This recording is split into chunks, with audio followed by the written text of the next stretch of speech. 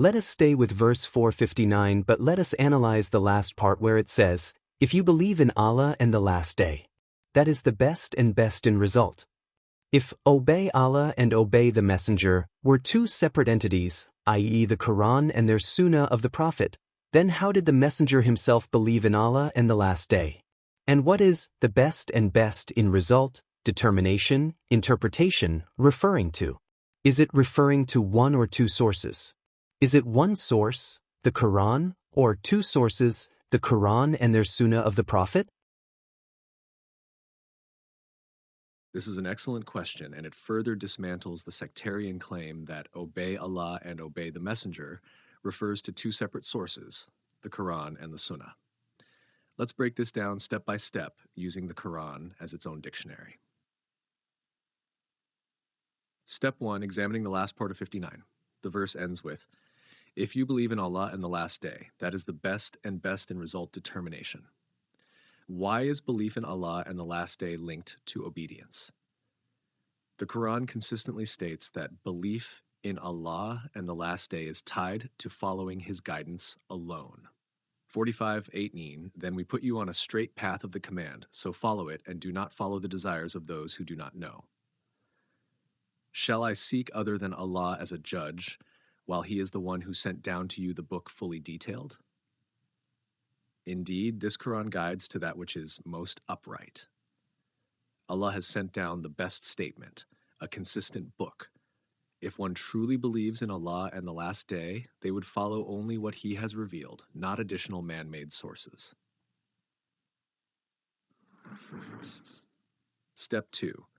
Did the Messenger himself believe in Allah and the last day? If obey Allah and obey the Messenger referred to two different sources, the Quran and the Sunnah, then the Messenger himself would have needed a separate Sunnah to follow Allah and the last day.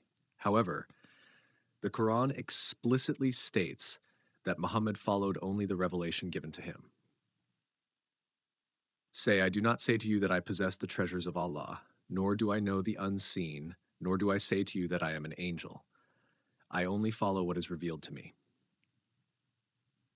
And when our clear verses are recited to them, those who do not expect the meeting with us say, bring a Quran other than this, or change it. Say, it is not for me to change it of my own accord. I only follow what is revealed to me. Indeed, I fear if I were to disobey my Lord, the punishment of a great day.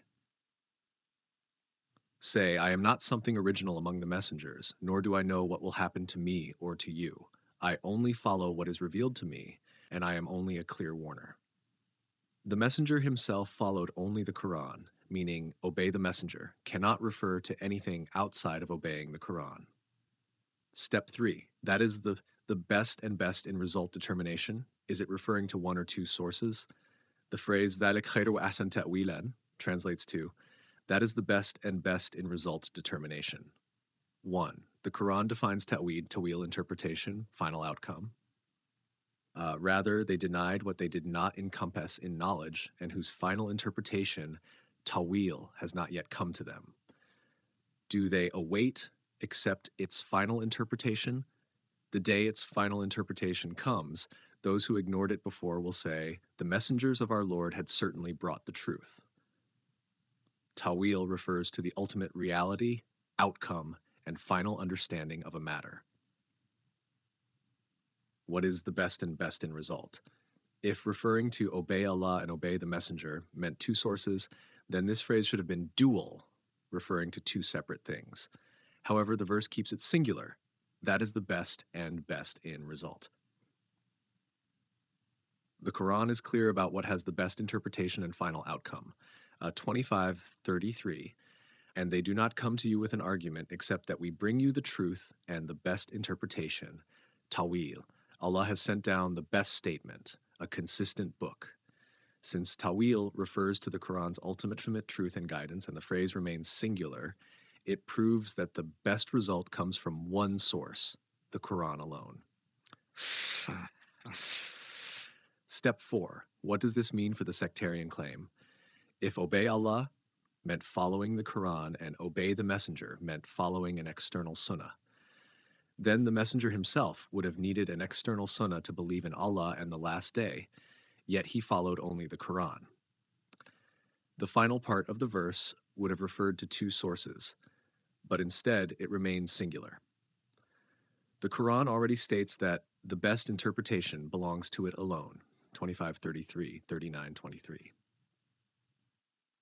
The phrase that is the best and best in result refers to a single source, the Quran. There is no separate sunnah of the Prophet outside of the Quran. Final verdict on 459. 1. Obey Allah equals follow his revelation, the Quran. 2. Obey the messenger equals follow the message he conveyed, the Quran. 3. The messenger himself believed in Allah and the last day by following the Quran alone. 4. The phrase, that is the best and best in result refers to one source, the Quran, not two. This further confirms that the sectarian interpretation of 459 is completely false and that the Quran is the sole source of divine guidance. Would you like to expand this analysis further or move on to another verse?